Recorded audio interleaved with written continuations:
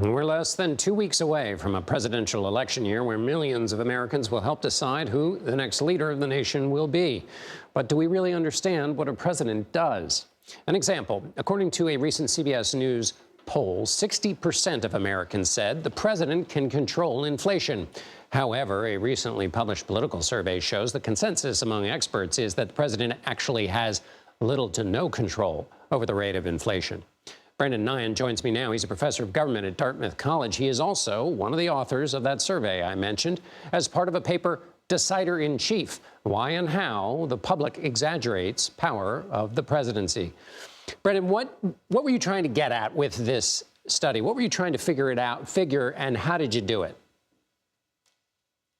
Well, we wanted to understand why Americans tended to exaggerate the powers of the presidency, or at least we wanted to see if that was true. That's a question I've been interested in since the Obama administration, when I coined the term the Green Lantern theory of the presidency, because so often people think that the president's powers are simply a matter of trying hard enough. And so we wanted to see scientifically, do people really exaggerate the powers of the president relative to what experts think? And second, what causes those perceptions to change? Because the Green Lantern gains his power by exerting his willpower, which is the way people think presidents work. If he was just working hard enough, this inflation would go away. So since that's not the case, what were some of the influences that that you found in terms of people's perceptions of the presidency? What's in the mix that's creating their worldview?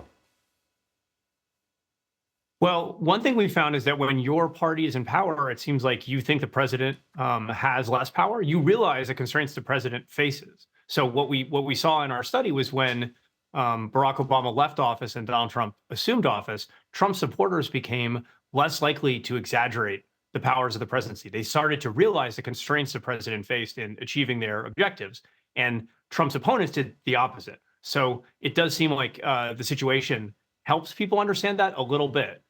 That's one factor. Another we looked at is when your party's defeated, do you start to think about the institutional constraints that they faced? And we looked at two high-profile defeats of Donald Trump on healthcare bills that were before Congress. And let's step back here, of course, and you said it right at the beginning of this paper, but why is it important that the public have perceptions that are in line with what the actual job of the presidency is?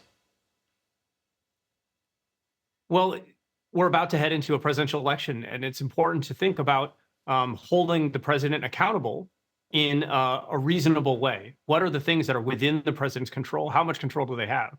It's hard to hold the president accountable fairly when you don't understand the constraints that they face. And so we do have this challenge that so much of what happens in America is blamed on the president or credited to them, when in reality they have very little control. They don't control the rate of inflation or the price of gasoline, and they have a very hard time getting Congress to do what they want.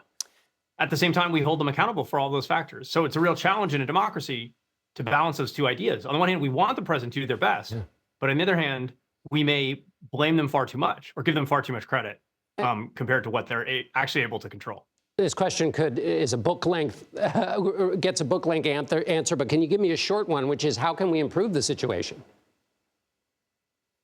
Well, one thing is in-depth journalism, telling the stories, helping people understand that presidents succeeding or failing isn't just about leadership. It's not just about willpower. It's about the circumstances they face. And that can be something that the media can help people understand. The other is to remember what it feels like when your side is losing and you see all the constraints that your president faces, and to think that might be a more general situation that presidents face. And that might help prevent the cycles of hope and disappointment we see recurring again and again among supporters of presidents whose expectations are so frequently dashed. Nyhan, professor at Dartmouth College, thanks so much. Thank you.